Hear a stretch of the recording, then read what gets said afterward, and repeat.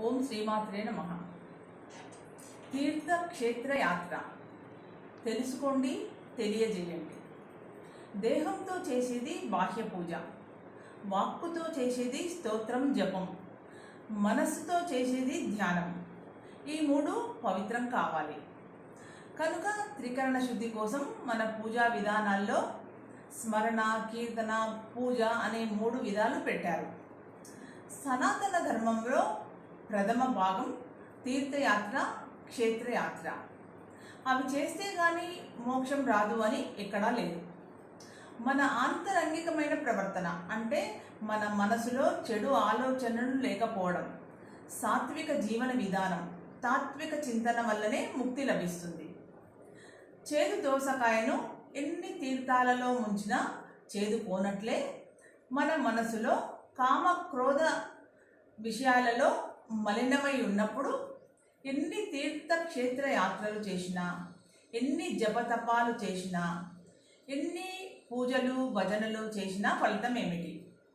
మరి తీర్థక్షేత్ర యాత్రల అవసరం దేనికి అని ప్రశ్నిస్తే దానికి సమాధానం, తీర్థాల్లో, క్షేత్రాల్లో ఒక శక్తి ఉంది.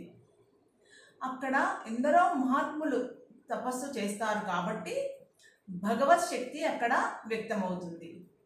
వాళ్ళ తపశ్శక్తి, అక్కడ ఆవిర్భవించిన భగవత్ శక్తి, ఈ రెండింటి వల్ల ఆ చోటుకి పవిత్రత ఏర్పడుతుంది, శక్తి ఏర్పడుతుంది. జలం పవిత్రమైతే తీర్థం, భూమి పవిత్రమైతే క్షేత్రం, ఇలా తీర్థక్షేత్రాలు ఏర్పడతాయి. అక్కడ ఒక్కొక్క క్షేత్రాన్ని ఆధారం చేసుకుని ఉన్న ప్రకృతి చరిత్ర లభ్యమవుతాయి. పైగా అక్కడ ఎందరో మహాత్ములు సంచరిస్తారు కాబట్టి వాళ్ళ ప్రభావం కూడా లభిస్తుంది. ఇంట్లో కలిగే భగవత్ చింతన కంటే తీర్థయాత్రలలో కలిగే భగవత్ చింతన, అంటే తీర్థయాత్రలకు వెళ్ళినప్పుడు కలిగే భగవత్ చింతన ఎక్కువగా ఉంటుంది.